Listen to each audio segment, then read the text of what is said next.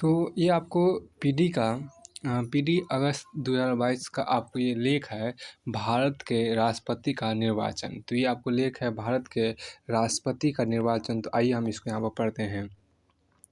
देखिए यहाँ पर आपको है कि भारत एक गणतंत्र है। भारत एक गणतंत्र है, इसका तात्पर्य यह है कि भारत एक गणतंत्र है, इसका तात्पर्य यह है कि यहाँ का राष्ट्राध्यक्ष राष्ट्रपति निर्वाचित होगा, अनुवांशिक नहीं। देखिए भारत एक गणतंत्र है, इसका तात्पर्य यह है कि भारत एक गणतंत्र, इसका तात्पर्य यह है कि यहाँ का राष्ट्राध्यक्ष राष्ट्रपति निर्वाचित होगा, आनुवांशिक नहीं। भारत के राष्ट्रपति के पद पर कोई भी भारत का नागरिक बिना किसी भेदभाव के एक निर्धारित योग्यता पूरी करके निश्चित चुनावी प्रक्रिया के माध्यम से राष्ट्रपति निर्वाचित हो सकता है। अब योग्यताएं आप देखें, इसकी योग्यताएं में आपको देखिए, योग्यताएं आपको राष्ट्रपति पद के देखिए, अब योग्यताएं में देखिए, राष्ट्रपति पद के लिए व्यक्ति का भारत में जन्म अथवा भारतीय मूल का होना आवश्यक नहीं है। व्यक्ति के लिए आपके यहाँ आपको है देखिए कि भारत के राष्ट्रपति के पद पर कोई भी भारत का नागरिक बिना किसी भेदभाव के देखिए भारत का नागरिक तो भारत का नागरिक की बिना किसी भेदभाव के एक निर्धारित योग्यता पूरी करके निश्चित चुनावी प्रक्रिया के माध्यम से राष्ट्रपति निर्वाचित हो सकता है। अब देखिए इसकी राष्ट्रपति की योग्यताएं देखिए, राष्ट्रपति की योग्यताएं आपको है कि राष्ट्रपति पद के व्यक्ति का भारत में जन्म अथवा भारतीय मूल का होना आवश्यक नहीं है। राष्ट्रपति पद के लिए देखिए आप योग्यताएं आपको पहला यहाँ पर है क्या,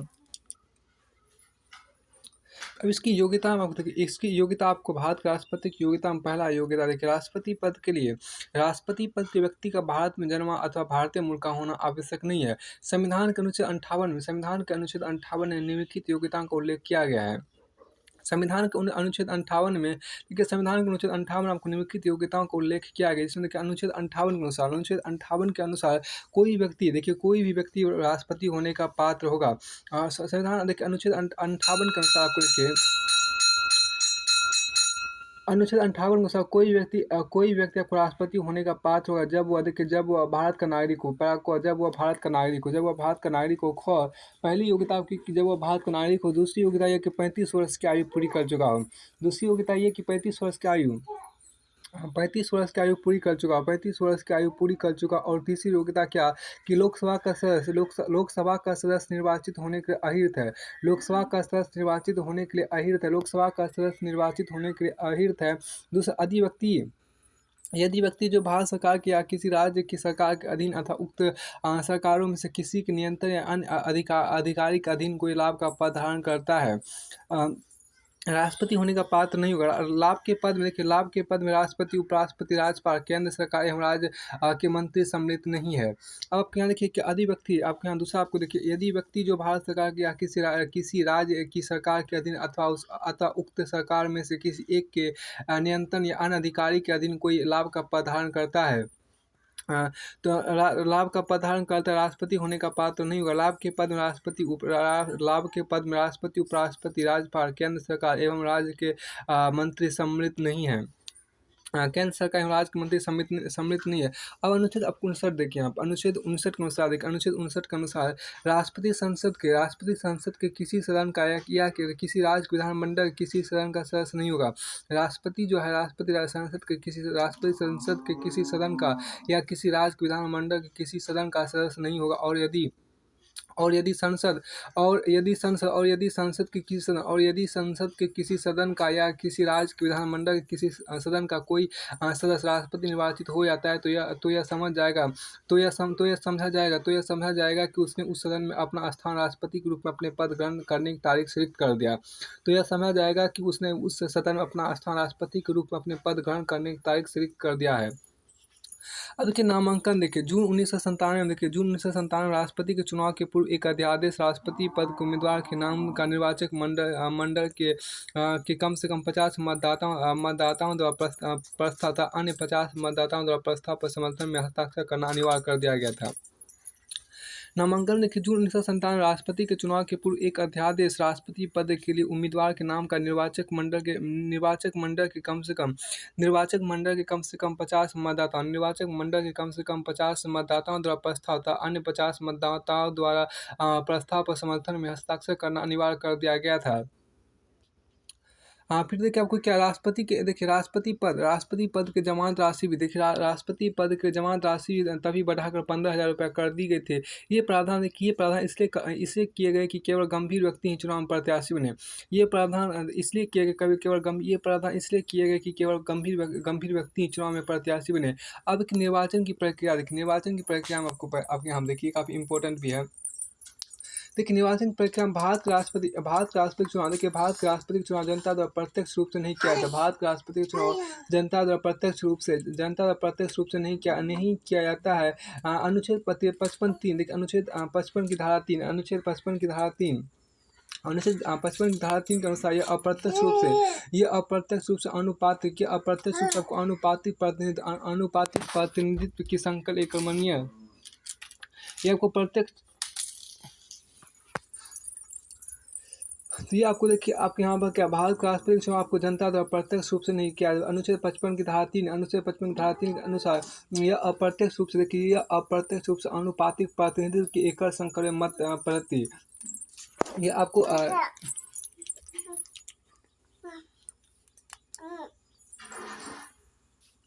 भारत के राष्ट्रपति का आप यहाँ देखिए, भारत के राष्ट्रपति का चुनाव जनता द्वारा प्रत्यक्ष रूप से नहीं किया जाता। अनुच्छेद 55(3) के अनुसार यह अप्रत्यक्ष रूप से अनुपातिक प्रतिनिधित्व की एकल संक्रमण मत पद्धति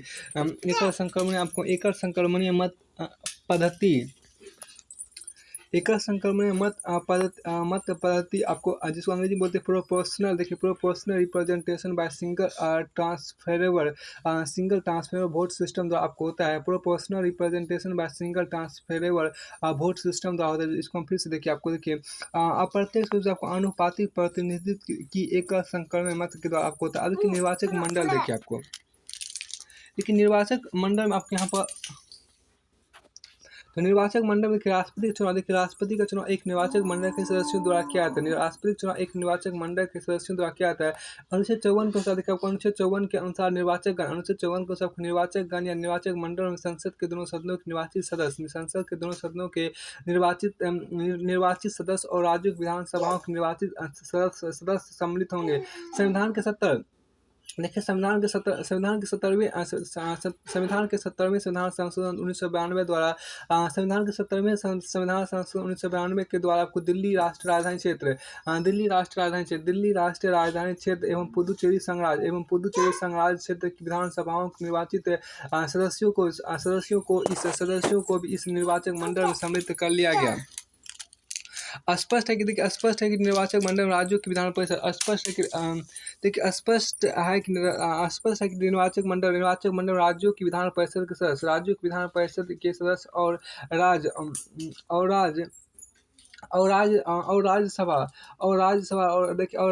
लोकसभा विधानसभा के मनोनीत सदस्य सम्मिलित नहीं होते हैं। स्पष्ट है कि निर्वाचक मंडल में राज्यों की विधान परिषद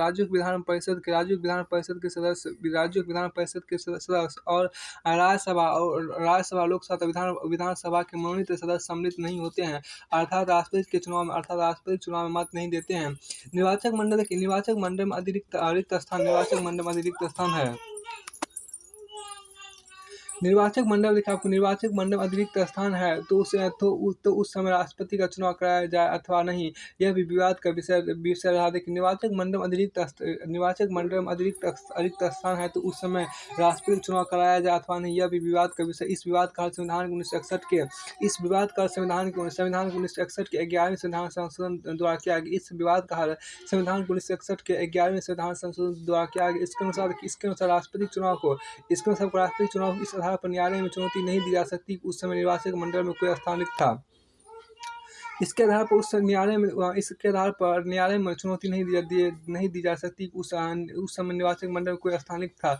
1974 के राष्ट्रपति चुनाव के समय गुजरात में राष्ट्रपति शासन लागू था। 1974 के राष्ट्रपति के चुनाव के समय गुजरात में राष्ट्रपति शासन लागू था। इस विषय में सर्वोच्च न्यायालय ने यह निर्णय दिया कि बिना एक विधानसभा के सदस्यों के भी राष्ट्रपति चुनाव संपन्न कराया जा सकता है। यह काफी महत्वपूर्ण निर्णय आपके यहाँ पर। देखिए 1974 1974 राष्ट्रपति के चुनाव के समय गुजरात में राष्ट्रपति न्याय 1974 के राष्ट्रपति के चुनाव के समय गुजरात में राष्ट्रपति शासन लागू था। इस विषय में सर्वोच्च न्यायालय ने यह निर्णय दिया कि बिना एक विधानसभा के सदस्यों के भी राष्ट्रपति चुनाव संपन्न कराया जा सकता है। अब देखिए मतदान देखिए निश्चित तिथि को निर्वाचक मंडल के सदस्य अपने अपने सदन में ही राष्ट्रपति के प्रत्याशियों को अपना मत देते हैं। मत पत्र पर सभी प्रत्याशियों के नाम लिखे रहते हैं। मतदाताओं को प्रत्याशियों के सामने अपनी मतदाता को प्रत्याशियों के सामने अपनी मत वरीयता वोट चॉइस प्रेफरेंस देनी होती है। अर्थात किस प्रत्याशी को मतदाता प्रथम वरीयता फर्स्ट चॉइस, किसको द्वितीय वरीयता सेकंड चॉइस आदि देता है। यह उसका निर्णय अतः मतदाता एक बार में सभी प्रत्याशियों को अपना वरीयता क्रम प्रदान कर सकता है। देखिए खुला मतदान ना होकर गुप्त मतदान होता है। मतगणना देखिए आपको मतगणना के विषय में संविधान के अनुच्छेद 55 में अग्रलिखित प्रावधान है। मतगणना के विषय आपको संविधान के अनुच्छेद 55 में अग्रलिखित प्रावधान है, जिसमें आपको यहाँ पर देखिए राष्ट्रपति निर्वाचन की देखिए नीति। देखिए आपको सबसे पहले आपको मतगणना का आपको यहाँ पर अग्रलिखित है। देखिए तो पहले आपको देखिए राष्ट्रपति की निर्वाचन की रीति। देखिए आपको राष्ट्रपति की निर्वाचन की रीति आपके यहाँ पर राष्ट्रपति की निर्वाचन की रीति। तो राष्ट्रपति निर्वाचन की आपके यहाँ पर रीति देखिए, राष्ट्रपति निर्वाचन की रीति आपके यहाँ पर है। देखिए चूँकि पहला आपको देखिए जहाँ तक साधु राष्ट्रपति निर्वाचन में भिन्न राज्यों के प्रतिनिधित्व के मापन एकरूपता होगी। जहाँ तक साधु देखिए राष्ट्रपति निर्वाचन में भिन्न राज्यों के प्रतिनिधित्व के मापन में एकरूपता होगी। दूसरा देखिए राज्यों में आपस में ऐसी एकरूपता था समस्त राज्यों और संघों में समतुल्यता प्राप्त करने के संसद और प्रत्येक राज्य विधानसभा का प्रत्येक निर्वाचित सदस्य ऐसे निर्वाचन में जितने मत देने का हकदार है उनकी संख्या निम्नलिखित रीति से अवधारित की जाएगी। अर्थात एक बार फिर से इसको देखिए राज्यों में आपस में ऐसी एकरूपता अतः समस्त राज्यों और संघ में समतुल्यता प्राप्त करने के संसद और प्रत्येक राज्य की विधानसभा का प्रत्येक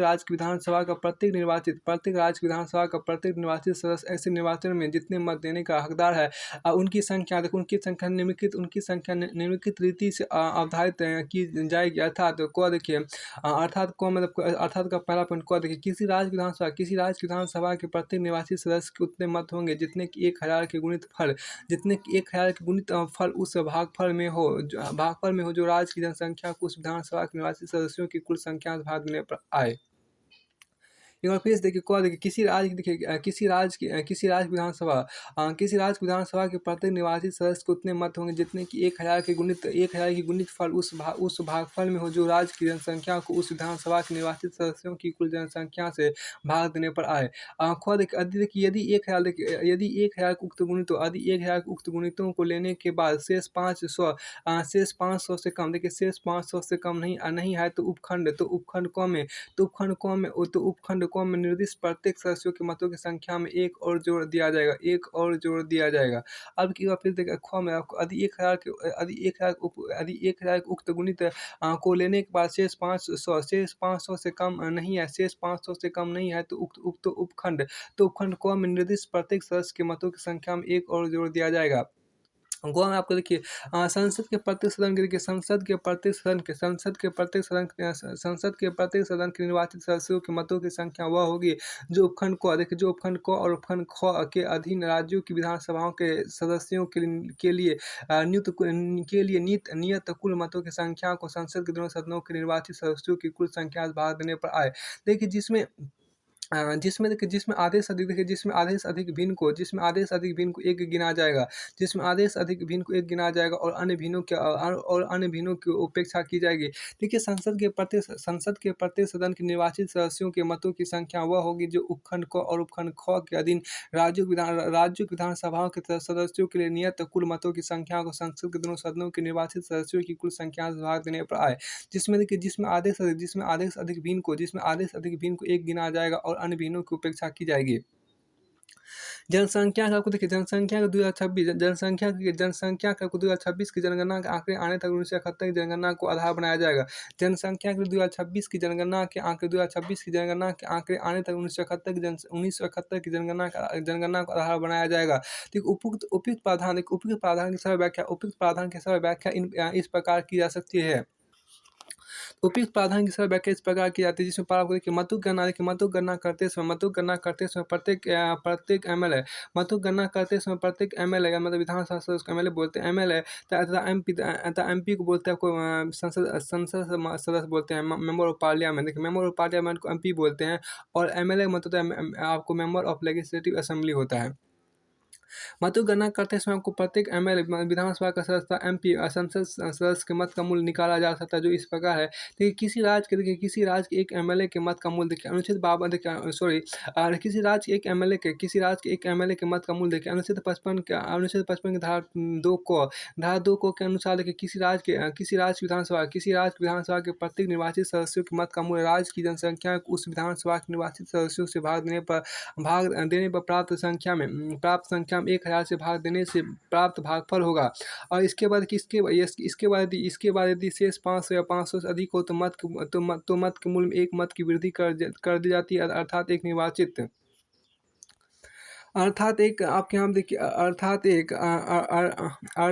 निर्वाचित एमएलए के मत का मूल्य उस राज्य की जनसंख्या बटे उस राज्य की विधानसभा में कुल निर्वाचित सदस्यों की संख्या भागा 1000।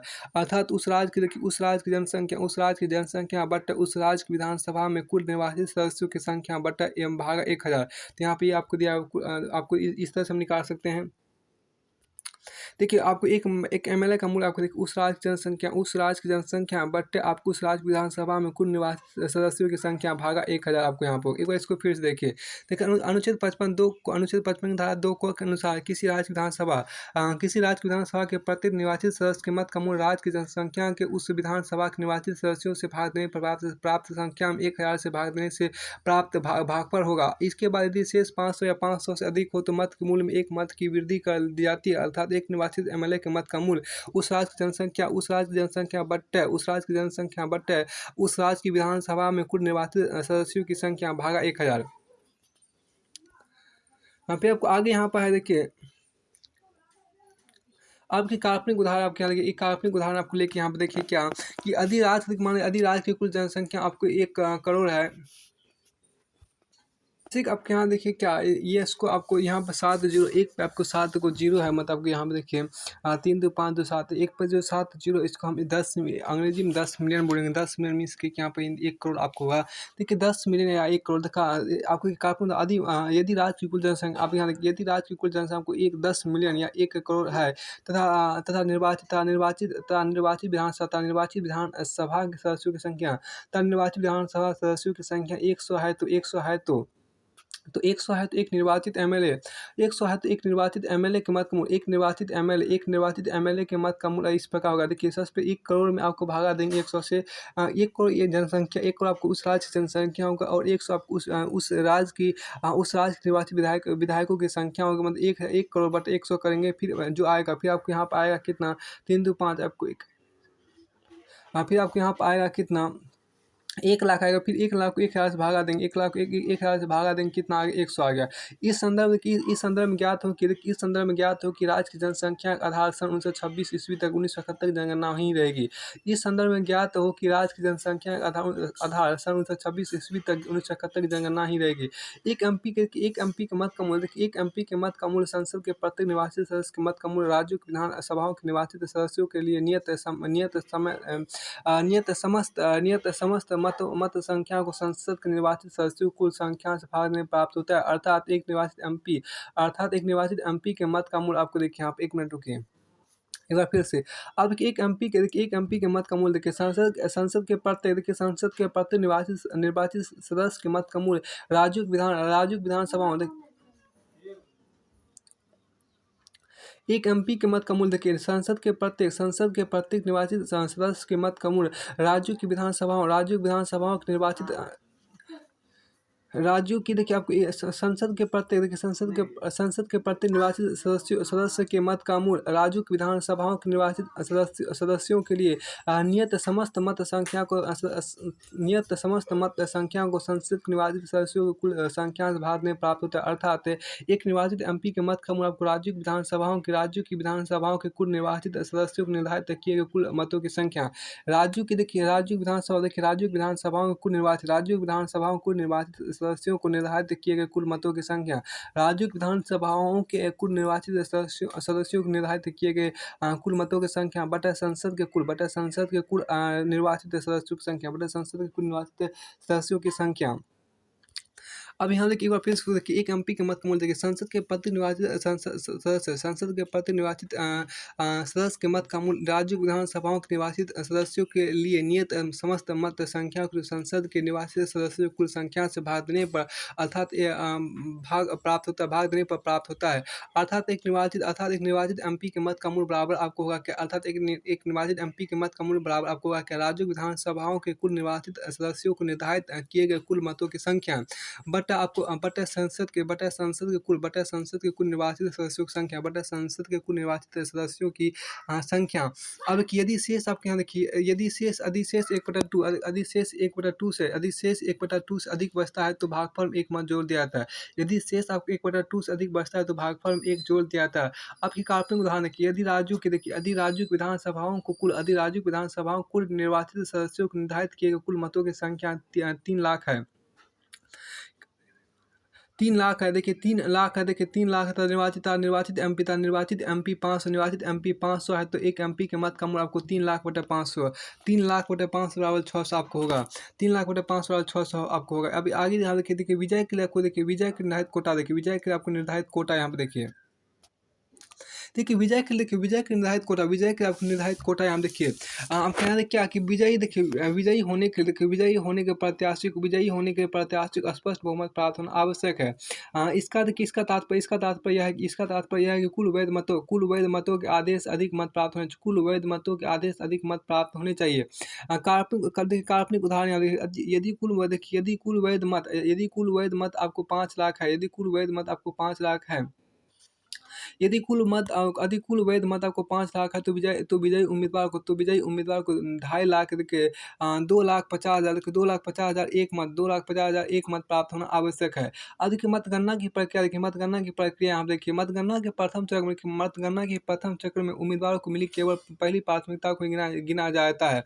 अब के मतगणना के प्रथम चक्र में उम्मीदवार को मिली केवल पहली प्राथमिकता को ही गिना जाता है। यदि इस प्रथम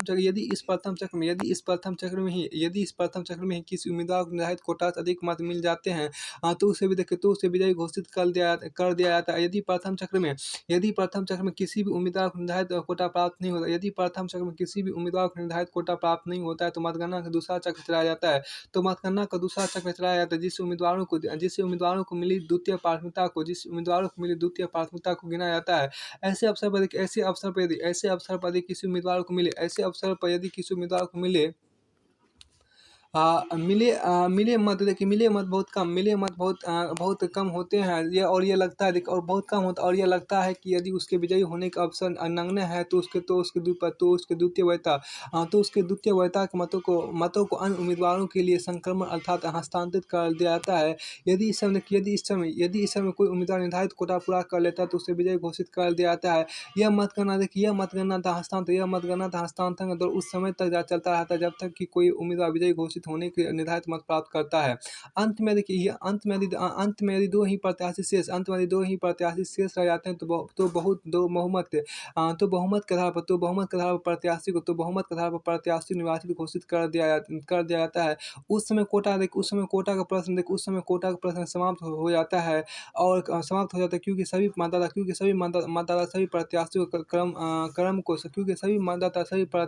क्रम को मत पत्र अंकित नहीं करते और कुछ केवल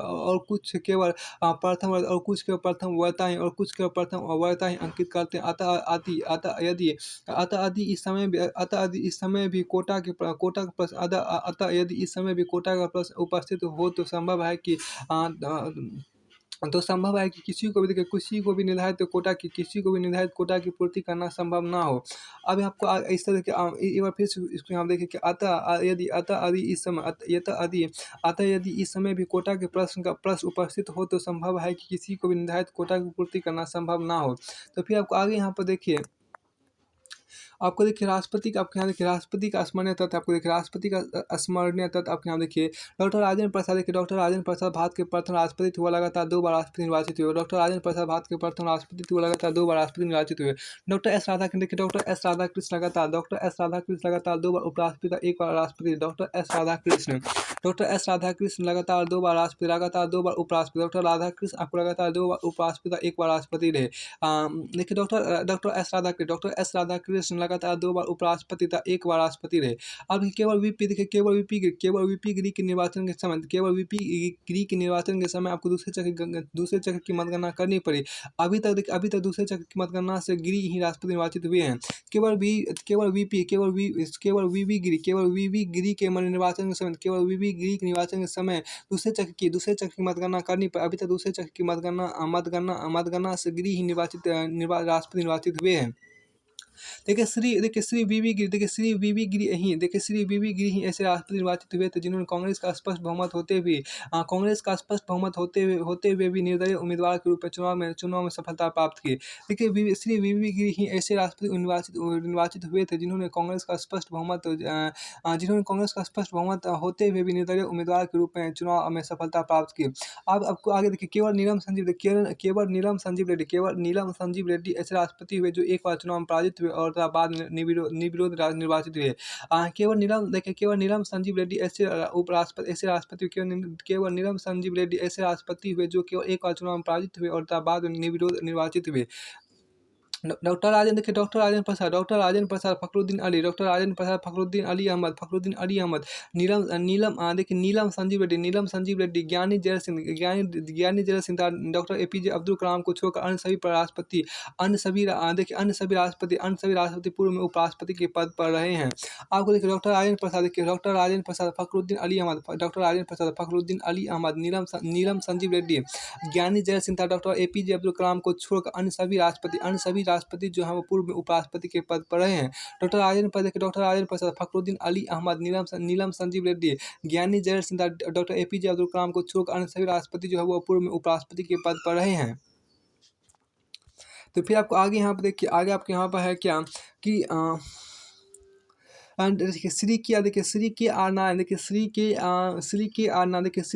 नारायण भारत के प्रथम राष्ट्रपति हैं जो दलित वर्ग के हैं। देखिए श्री के आर नारायण भारत के प्रथम राष्ट्रपति हैं जो दलित वर्ग के हैं। डॉक्टर एपीजे अब्दुल कलाम भारत के प्रथम ऐसे राष्ट्रपति थे जो वैज्ञानिक और अविवाहित थे।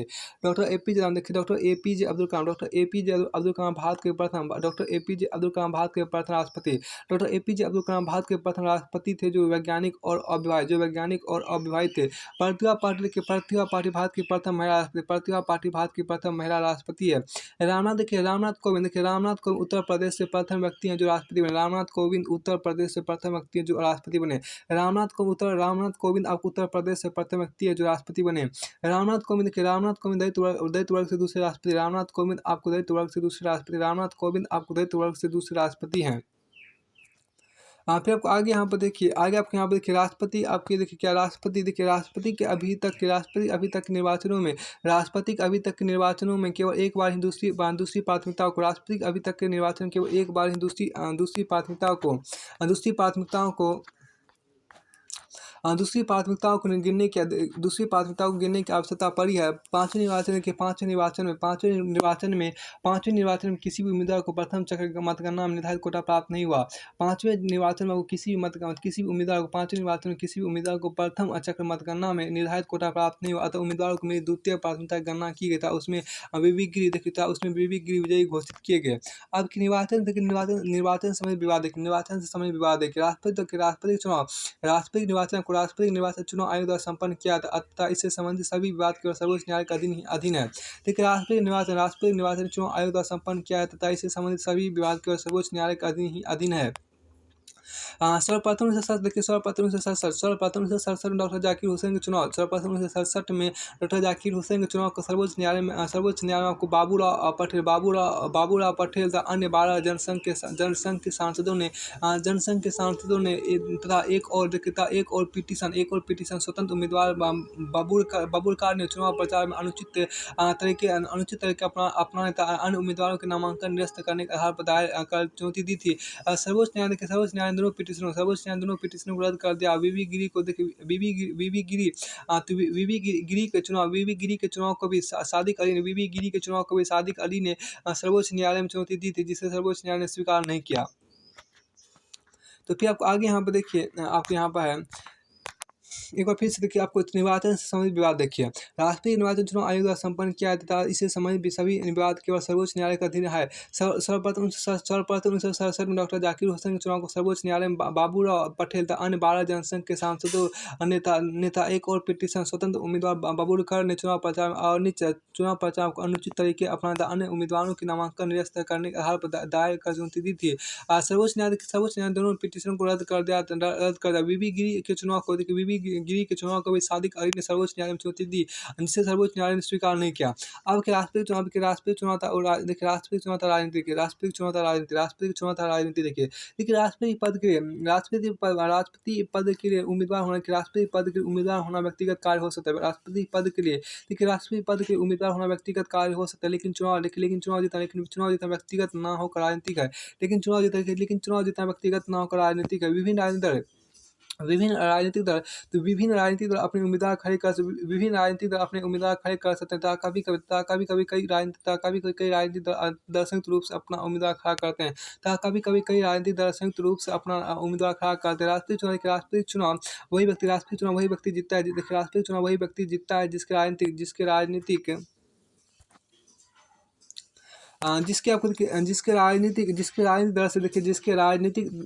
दल के संसद में तथा राज्यों की विधानसभा में अधिक सदस्य होते हैं। लोकसभा में किसका बहुमत है,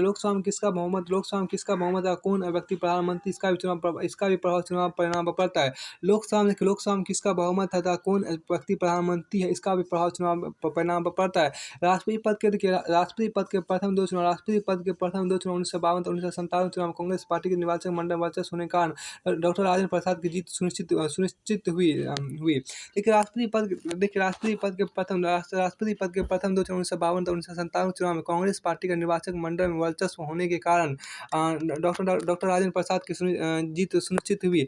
तीसरे चुनाव में डॉक्टर राधाकृष्ण को कांग्रेस के बहुमत का विजयी होने में परेशानी नहीं हुई। चौथे चुनाव डॉक्टर जाकिर हुसैन कांग्रेस के सुब्बाराव संयुक्त विपक्ष के उम्मीदवार थे। इस चुनाव विपक्ष ने कांग्रेस उम्मीदवार को लगभग 1 लाख मतों से विजयी होने दिया। पांचवें चुनाव में राजनीतिक उथल-पुथल की वजह से कांग्रेस के घोषित उम्मीदवार की हार हुई तथा स्वतंत्र उम्मीदवार बीबी गिरी विजयी हुआ। कहा जाता है कि चुनाव के समय तत्कालीन प्रधानमंत्री इंदिरा गांधी ने बीबी गिरी को समर्थन प्रदान किया। कहा जाता है कि चुनाव के समय तत्कालीन प्रधानमंत्री इंदिरा गांधी ने बीबी गिरी को समर्थन प्रदान किया, जिससे कांग्रेस उम्मीदवार नीलम संजीव रेड्डी की पराजय हुई।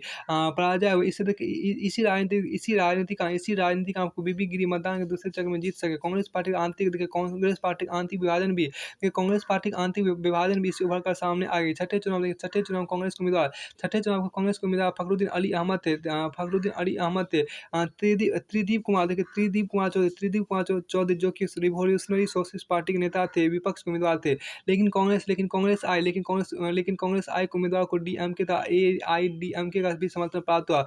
सीपीआई मुस्लिम लीग और जमात इस्लामी ने मतदान में भाग नहीं लिया। फखरुद्दीन अली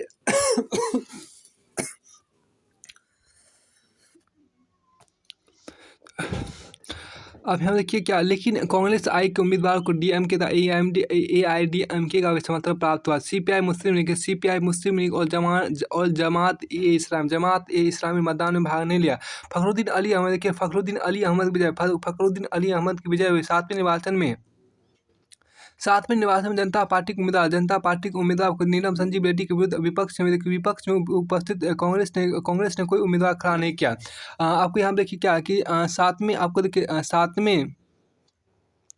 सातवें निर्वाचन में को जनता पार्टी के उम्मीदवार नीलम संजीव रेड्डी के विरुद्ध विपक्ष में उपस्थित कांग्रेस ने कोई उम्मीदवार खड़ा नहीं किया। परिणाम तो श्री रेड्डी निर्विरोध राष्ट्रपति निर्वाचित हुए। आठवां नौवां चुनाव कांग्रेस के उम्मीदवार क्रमशः ज्ञानी जय सिंह तथा आर वेंकट रमन ने भारी बहुमत से जीता। आठवां नौवां चुनाव कांग्रेस के उम्मीदवार क्रमशः ज्ञानी जय सिंह तथा आर वेंकट रमन ने भारी बहुमत से 13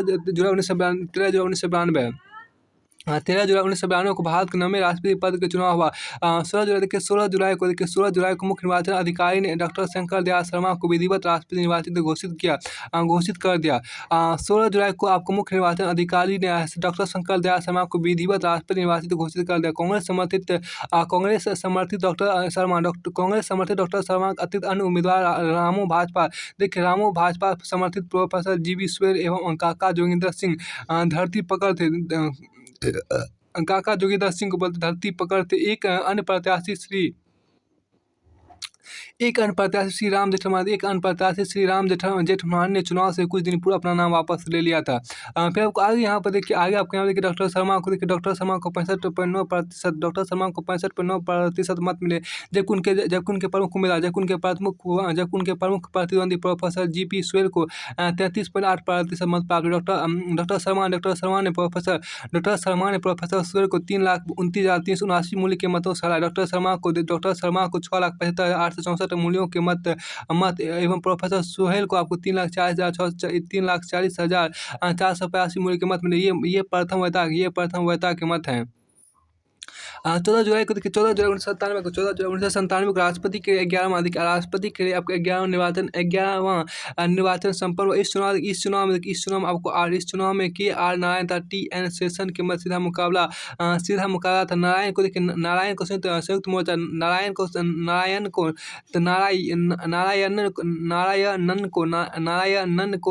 संयुक्त मोर्चा कांग्रेस, भारतीय जनता पार्टी, अकाली दल, हरियाणा विकास पार्टी, बहुजन समाज पार्टी का समर्थन प्राप्त था। टी एन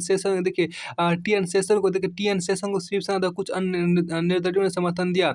मत मूल्यानुसार मतगणना में श्री नारायण को कुल 9,56,290 मत प्राप्त, जबकि श्री शेषन ने मात्र 50,431 मत प्राप्त किए।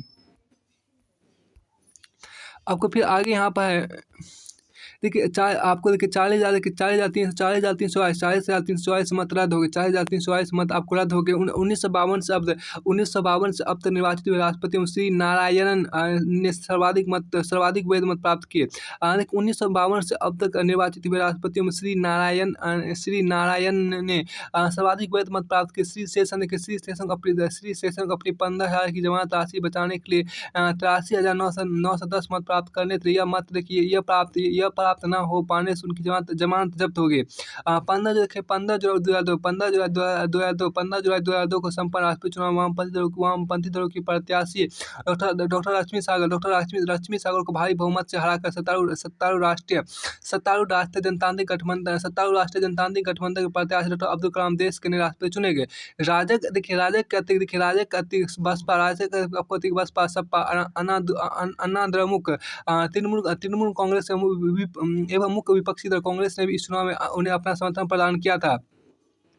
अब देखिए प्रतिभा पार्टी के निर्वाचन यहाँ पर देखिए 19 जुलाई 2007 को संपन्न हुए राष्ट्रपति पद के चुनाव में यूपीए वाम दलों के उम्मीदवार प्रतिभा पार्टी 21 जुलाई 2007 को संपन्न हुई मतगणना में राजग समर्थित निर्दलीय उम्मीदवार भैरव सिंह शेखावत को 3 लाख से भी ज्यादा वोटों से हराकर पहली महिला राष्ट्रपति बन गई।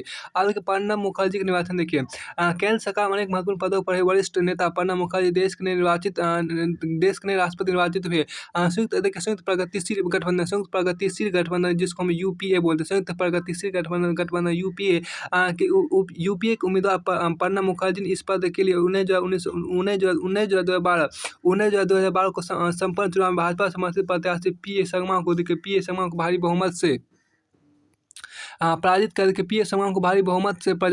पराजित कर यूपीए सरकार को बाहर समर्थन दे रहे राजनीतिक दलों सपा बसपा राजग जनता दल इसके अतिरिक्त राष्ट्रीय जनतांत्रिक गठबंधन एनडीए के सहयोगी दलों शिवसेना झामू, जनता दल यू के साथ आपको माकपा सीपीएम फॉरवर्ड ब्लॉक ने भी अपने समर्थन उनके लिए घोषित हुआ था, उनके लिए घोषित किया था। अब यूपीए के महत्वपूर्ण घटक तृणमूल कांग्रेस के समर्थन में प्रणब मुखर्जी को हासिल हो गया था। प्रतिद्वंदी उम्मीदवार पीए शर्मा को भाजपा के अतिरिक्त आपको अकाली दल, असम गण परिषद, अन्ना द्रमुक, बीजू जनता दल ने समर्थन प्रदान किया था। राज्यसभा के सचिव विवेक अग्निहोत्री निर्वाचन आयोग द्वारा इस चुनाव के लिए चुनाव अधिकारी नियुक्त किए गए थे। राज्यसभा के सचिव विवेक अग्निहोत्री निर्वाचन आयोग द्वारा इस चुनाव के लिए चुनाव अधिकारी नियुक्त किए गए थे। अब देखिए रामनाथ कोविंद का निर्वाचन देखिए, सत्तारूढ़ भारतीय जनता पार्टी बीजेपी के नेतृत्व वाले राष्ट्रीय लोकतांत्रिक गठबंधन एनडीए, राष्ट्रीय लोकतांत्रिक गठबंधन एनडीए के उम्मीदवार रामनाथ कोविंद ने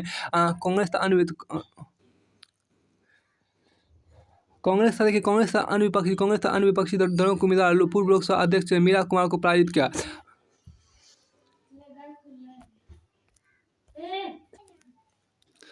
अब के रामनाथ कोविंद का आपको यहाँ देखिए क्या रामनाथ कोविंद का निर्वाचन आपको देखिए ये हो चुका है। आपकी राष्ट्रपति निर्वाचन प्रक्रिया में संशोधन को संशोधन आप देखिए 1952 में हुआ, 1967 में आपको राष्ट्रपति चुनाव के निर्वाचन में आपको संशोधन हुआ।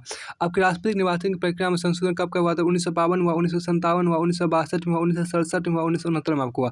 1952, 1957, 1962, 1967, 1969 के राष्ट्रपति चुनाव के राष्ट्रपति चुनाव के अनुभवों से निम्नलिखित तथ्य उभर कर सामने आए।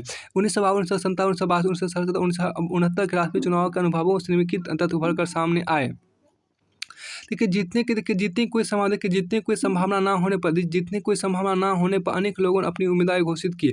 जितनी कोई संभावना ना होने पर अनेक लोगों ने अपनी उम्मीदवारी घोषित की। आपको आगे यहाँ पे देखिए क्या कि देखिए राष्ट्रपति निर्वाचनों को न्यायालयों में चुनौती दी गई। इसे देखते हुए राष्ट्रपति एवं उपराष्ट्रपति अधिनियम 1952 को संसद द्वारा 23 मार्च 1971 को पारित करके निम्नलिखित प्रावधान किए गए, जिसमें आपको इसे देखते हुए राष्ट्रपति एवं उपराष्ट्रपति अधिनियम 1952 को संसद द्वारा 23 मार्च 1971 को पारित करके निम्नलिखित प्रावधान किए गए। जिसमें आपको राष्ट्रपति नामांकन पद पर निर्वाचक मंडल के कम से कम 10 निर्वाचकों के प्रस्ताव के रूप में कम से कम 10 निर्वाचकों के समर्थनकर्ता के रूप में हस्ताक्षर हो। राष्ट्रपति के नामांकन पत्र पर निर्वाचक मंडल के कम से कम 10 निर्वाचकों के प्रस्तावक के रूप में कम से कम 10 निर्वाचकों के समर्थनकर्ता के रूप में हस्ताक्षर हो। 25 रुपये की जमानत राशि। राष्ट्रपति के निर्वाचन विरुद्ध याचिका केवल सर्वोच्च न्यायालय में दायर की जा सकती है, या तो किसी उम्मीदवार द्वारा निर्वाचक मंडल के कम से कम 20 सदस्यों द्वारा। अब राष्ट्रपति उपराष्ट्रपति निर्वाचन के टाइम टेबल को संवैधानिक बनाया गया। राष्ट्रपति एवं उपराष्ट्रपति के निर्वाचन के टाइम टेबल को संवैधानिक बनाया गया। केंद्र सरकार निर्वाचन आयोग के साथ विचार विमर्श करके राष्ट्रपति एवं उपराष्ट्रपति निर्वाचन नियमावली 1974 प्रख्यापित की। राष्ट्रपति उपराष्ट्रपति के निर्वाचन के टाइम टेबल को सर्वाधिक संवैधानिक बनाया गया। केंद्र सरकार निर्वाचन आयोग के साथ विचार विमर्श करके राष्ट्रपति एवं उपराष्ट्रपति निर्वाचन नियमावली 1974 प्रख्यापित की। देखिए भारत के राष्ट्रपति द्वारा आपको 5 जून 1997 को प्रख्यापित एक अध्यादेश द्वारा तो भारत के राष्ट्रपति आपको याद कि भारत के राष्ट्रपति द्वारा आपको 5 जून भारत के राष्ट्रपति द्वारा आपको 5 जून 1997 भारत के राष्ट्रपति द्वारा आपको 5 जून 1997 को प्रख्यापित एक अध्यादेश द्वारा राष्ट्रपति एवं उपराष्ट्रपति अधिनियम 1952 में निम्नलिखित संशोधन किए गए। बाद में इस अध्यादेश को संसद द्वारा 29 अगस्त बाद में इस अध्यादेश को संसद द्वारा 29 अगस्त 1997 को अनुमोदन प्रदान कर दिया गया। राष्ट्रपतिक उम्मीदवार के प्रस्तावक एवं समर्थनकर्ता की संख्या को 10-10 से बढ़ाकर 50-50 कर दिया गया। जमानत राशि 2500 रुपये से बढ़ाकर 15,000 कर दी गई। फिर आपको आगे यहाँ पर देखिए फिर आपको आगे यहाँ पर आपको है देखिए आपको आगे इसमें आपको यहाँ पर क्या राष्ट्रपिता उनका कार्यकाल देखिए। राष्ट्रपिता उनका कार्यकाल आपके यहाँ पर देखिए। राष्ट्रपिता उनका कार्यकाल आपको देखिए। सबसे पहले आपको राष्ट्रपति कार्यकाल डॉक्टर राजेंद्र प्रसाद कार्यकाल है 26 जनवरी 1950 से लेकर आपको 26 जनवरी 1950 से लेकर 13 मई 1962 तक रहा। तो डॉक्टर राजेंद्र प्रसाद का जो कार्यकाल आपको रहा 26 जनवरी 1950 से लेकर 13 मई 1962 तक रहा। उसका दूसरा डॉक्टर सर्वपल्ली राधाकृष्ण। उसका दूसरा राष्ट्रपति जो आपको हुआ डॉक्टर सर्वपल्ली राधाकृष्ण कार्यकाल आपको 13 मई 1962 से लेकर 13 मई 1967 तक रहा। तो 13 मई 1962 से लेकर आपको 13 मई 1967 तक आपको रहा इसका कार्यकाल। और उसका डॉक्टर जाकिर हुसैन का कार्यकाल आपको 13 मई 1967 से लेकर 3 मई 1967 से लेकर 3 मई 1967 से लेकर 3 मई 1969 तक आपको रहा। उसका देखिए वीवी गिरी आपको कार्यभार का राष्ट्रपति थे। वीवी गिरी का कार्यभार देखिए। वीवी गिरी का आपको कार्यभार का राष्ट्रपति बने थे। वीवी गिरी का आपको देखिए वीवी गिरी का कार्यकाल आपको 3 मई 1969 से लेकर 20 जून 1969 तक आपको रहा। न्यायमूर्ति एम हिदायतुल्लाह का आपको कार्यकाल 20 जून 1969 से लेकर आपको 24 अगस्त 1969 तक आपको। उसके बाद फिर आपको वीवी गिरी बने छठे राष्ट्रपति वीवी गिरी बने जो आपको 24 अगस्त 1969 से लेकर 24 अगस्त 1974 तक आपको बने। और आपके यहाँ देखिए क्या पहले राष्ट्रपति डॉक्टर राजेंद्र प्रसाद आपको था। दूसरे राष्ट्रपति डॉक्टर सर्वपल्ली राधाकृष्ण था। तीसरे राष्ट्रपति आपको डॉक्टर जाकिर हुसैन था। चौथे राष्ट्रपति आपको वीवी गिरी आपको कार्यवाहक राष्ट्रपति थे। और पांचवें राष्ट्रपति आपको न्यायमूर्ति एम हिदायतुल्लाह थे जो कि कार्यवाहक ही थे। उसके बाद आपको देखिए फ़खरुद्दीन अली अहमद आपको सातवें राष्ट्रपति को फ़खरुद्दीन अली अहमद जो थे वह 24 अगस्त 1974 से 11 फरवरी 1977 तक आपको रहे। 11 फरवरी 1977 तक रहे आपको। फिर आपको आठवें राष्ट्रपति को बी डी जत्ती कार्यवाहक राष्ट्रपति। आठवें राष्ट्रपति को बी डी जत्ती आपको कार्यवाहक राष्ट्रपति थे जो 11 फरवरी 1977 से लेकर आपको 25 जून 1977 तक रहे। आपको 90वें राष्ट्रपति नमा राष्ट्रपति को नीलम संजीव रेड्डी था। जो आपको 25 जून 1977 से लेकर आपको 25 जून 1982 तक आपको रहा। फिर वो ज्ञानी जैल सिंह आपको देखिए। ज्ञानी जैल सिंह आपको 10वां राष्ट्रपति ज्ञानी जैल सिंह था जो आपको 25 जून 1982 से लेकर 25 जून 1987 तक रहा। उसके 11वां राष्ट्रपति आपको आर वेंकट रमन था जो आपको 25 जून 1987 से लेकर 25 जून 1992 तक आपको रहा। फिर आपको 12वां राष्ट्रपति डॉक्टर शंकर दयाल शर्मा था। तो 12वां राष्ट्रपति डॉक्टर शंकर दयाल शर्मा था जो आपको जिसका कार्यकाल आपको 25 जून 1992 से लेकर 25 जून 2002 तक रहा। आपको 14वां राष्ट्रपति काफ़ी महत्वपूर्ण 14वां राष्ट्रपति आपको डॉक्टर एपीजे अब्दुल कलाम थे। 14वां राष्ट्रपति आपको डॉक्टर एपीजे अब्दुल कलाम थे। 14वां राष्ट्रपति डॉक्टर एपीजे अब्दुल कलाम थे जिसका कार्यकाल आपको 25 जुलाई 2002 से लेकर 25 जुलाई 2002 से लेकर आपको 25 जुलाई 2007 तक आपको रहा। फिर आपको 15वां राष्ट्रपति जो पहली महिला राष्ट्रपति आपको था प्रतिभा पाटिल। 15वां राष्ट्रपति आपको प्रतिभा पाटिल था जो आपको 25 जुलाई 2007 से लेकर 25 जुलाई 2012 तक आपको रहा। 16वां राष्ट्रपति को प्रणब मुखर्जी था जो 25 जुलाई 2012 से लेकर 25 जुलाई 2017 तक आपको रहा। और आपको 17वां राष्ट्रपति आपको रामनाथ कोविंद है जो आपको 25 जुलाई 2017 से लेकर 25 जुलाई 2022 तक आपको रहा। फिर आपको 18वां राष्ट्रपति को ये आपको है क्या नाम है इसका 18वां राष्ट्रपति का नाम आपको यहाँ पर है एक आदिवासी में ये भी आपको महिला है। भारत की दूसरी महिला राष्ट्रपति आपको यहाँ पर है आपको द्रौपदी मुर्मू आपको यहाँ पर 18वां राष्ट्रपति आपको है जिसका कार्यकाल को 25 जुलाई 2022 से लेकर आपको अभी 2027 तक आपको रहेगा। फिर आगे यहाँ पर देखिए इसमें कुछ और महत्वपूर्ण आपके यहाँ पर तथ्य है उसको देखिए। आपको प्रथम राष्ट्रपति आपको देखिए आपको निर्वाचन देखिए किस प्रकार आपको प्रथम राष्ट्रपति का जो निर्वाचन था उसमें देखिए क्या हुआ। आपको यहाँ देखिए संविधान सभा की 24 जनवरी 1950 की बैठक में डॉक्टर राजेंद्र प्रसाद को निर्विरोध भारत का प्रथम राष्ट्रपति चुन लिया गया। डॉक्टर राजेंद्र प्रसाद ने 26 जनवरी 1950 को भारतीय गणतंत्र के प्रथम राष्ट्रपति के रूप में पदभार संभाला। राष्ट्रपति पद के संविधान के अधीन विधिवत चुनाव मई 1952 में हुई जिसमें डॉक्टर राजेंद्र प्रसाद, जिसमें डॉक्टर राजेंद्र प्रसाद विजयी हुई। राष्ट्रपति विधिवत, देखिए राष्ट्रपति विधिवत द्वितीय निर्वाचन में भी, राष्ट्रपति के विधिवत द्वितीय निर्वाचन में भी डॉक्टर राजेंद्र प्रसाद पुनर्निर्वाचित हो गए।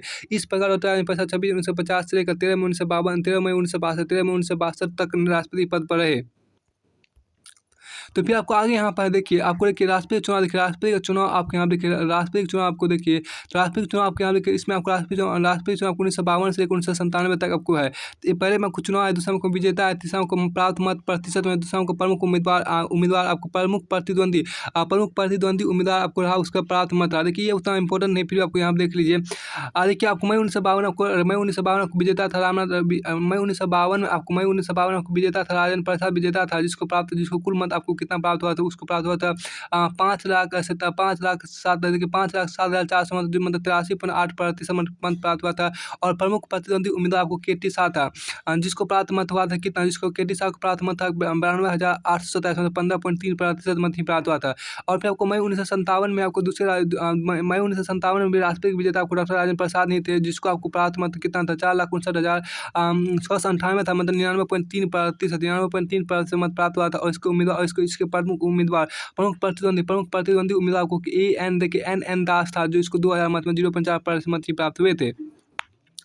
अब देखिए उतना इंपॉर्टेंट नहीं किसको, आपको यहाँ पर क्या है, इसमें आपको फिर आगे यहाँ पर देखिए, तो यहाँ से आपको अब यहाँ देखिए क्या कि डॉक्टर APJ देखिए जुलाई 2002 में आपको देखिए, जुलाई 2002 में आपको डॉक्टर APJ अब्दुल कलाम के विरोध में आपको के लक्ष्मी सागर खड़ा हुआ था, जिसमें आपको APJ अब्दुल कलाम को 89.6% मत प्राप्त हुए, मतलब ये है कि 9,22,884 मत प्राप्त हुए थे, जबकि के लक्ष्मी सागर को मात्र आपको 1,07,366 मत 10.4% मत ही प्राप्त हुए थे। उसके देखिए प्रतिभा पाटिल को 65.82% मत प्राप्त हुआ था, मतलब कि 6,38,116 मत प्राप्त हुए, जबकि आपको भैरव सिंह शेखावत को आपको मात्र 3,31,306 मत प्राप्त हुए, 34.8% मत ही प्राप्त हुए थे। आपको आगे यहाँ पर देखिए पूरी तरह से फिनिश होता है राष्ट्रपति चुनाव का, जो संपूर्ण आपके यहाँ पर था वो पूरी तरह से फिनिश होता है। उसके बाद आपके यहाँ पर है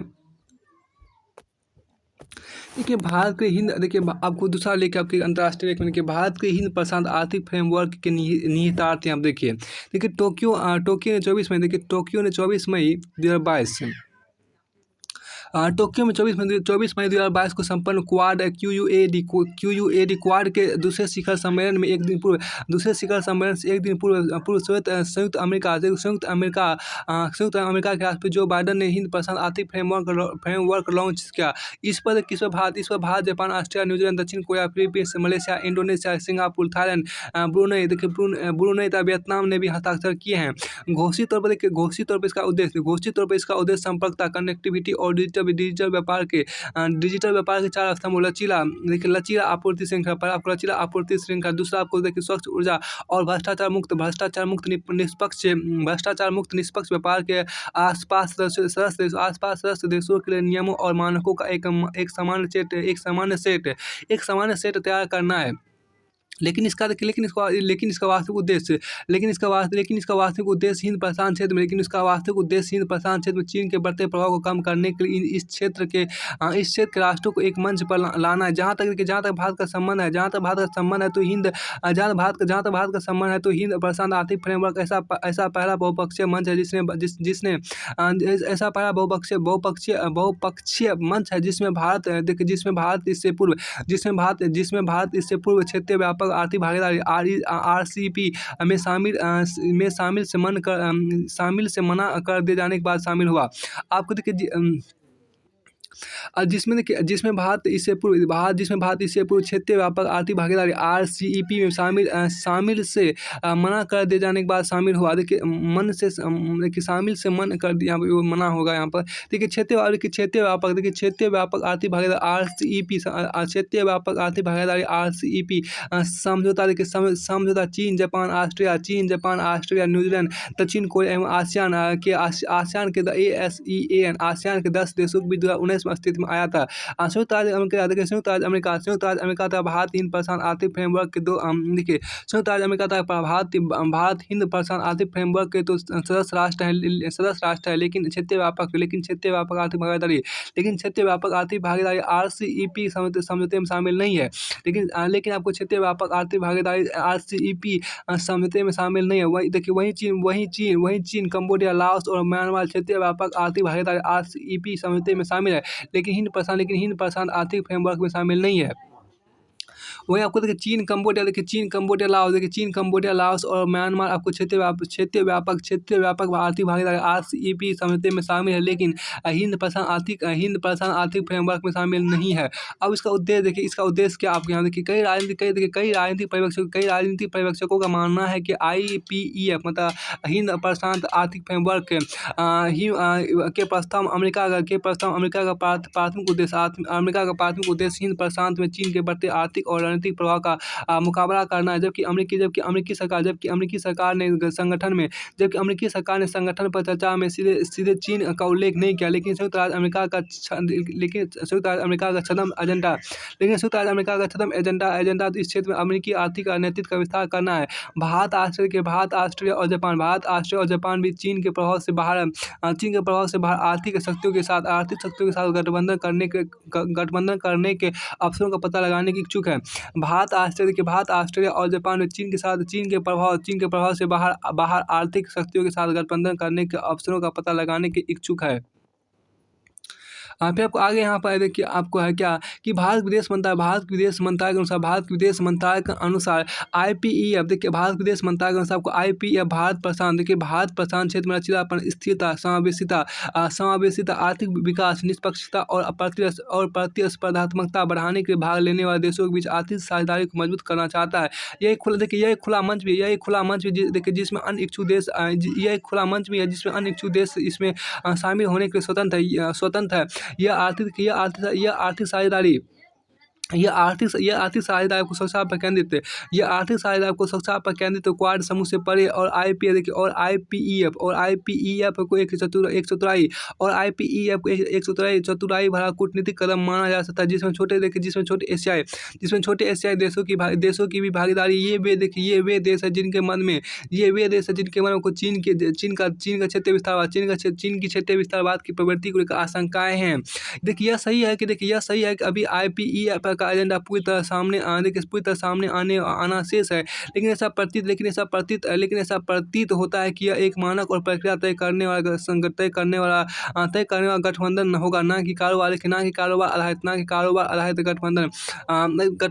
देखिए चीन ने इस संदेश को अच्छी तरह ग्रहण किया और इसे आर्थिक नाटो करार दिया है।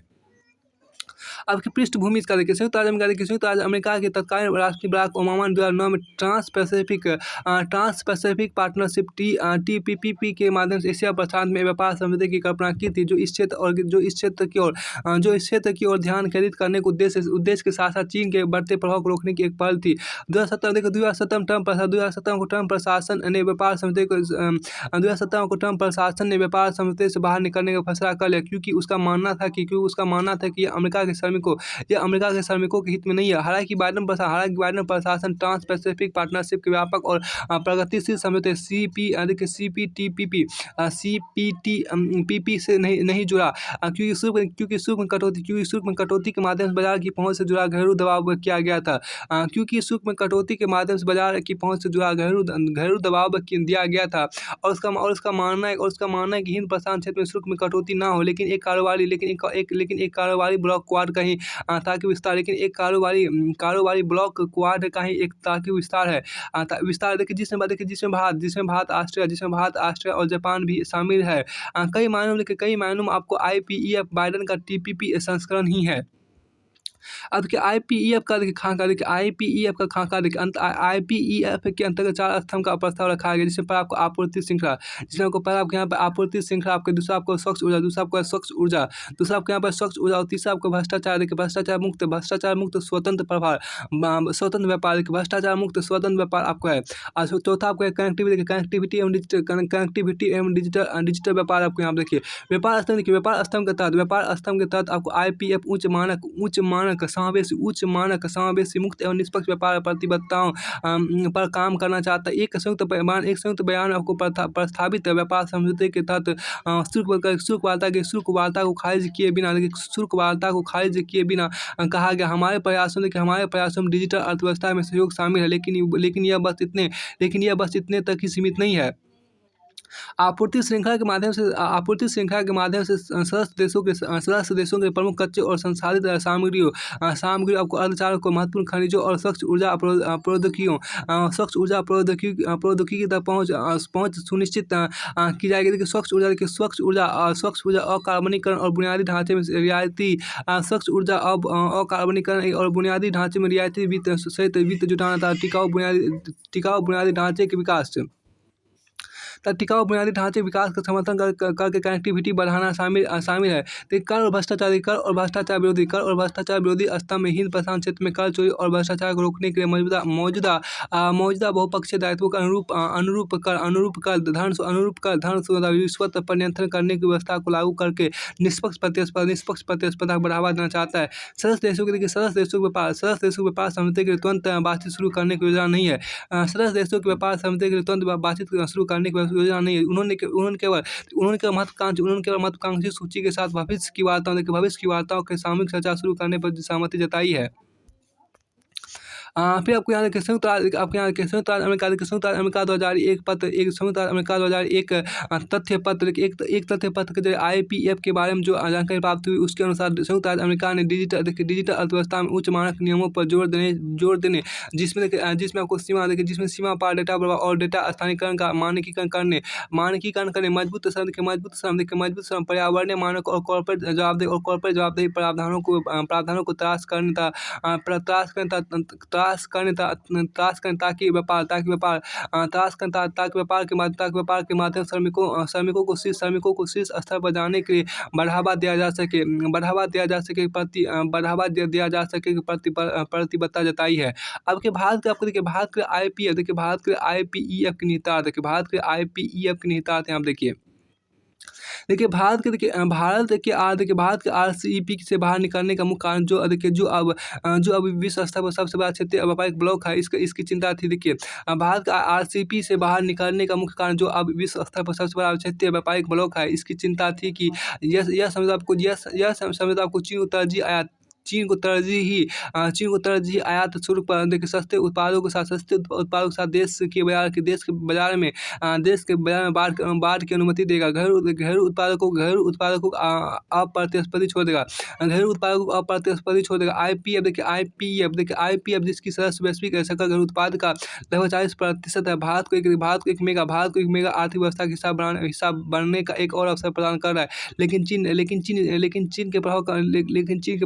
चीन के प्रभाव से बाहर देखिए IPEF भारत को अंतिम समय RCEP व्यापार वृद्धि से बाहर निकलने के बाद एशिया प्रशांत क्षेत्र में मूल्य श्रृंखला का हिस्सा बनने का अवसर प्रदान करता है।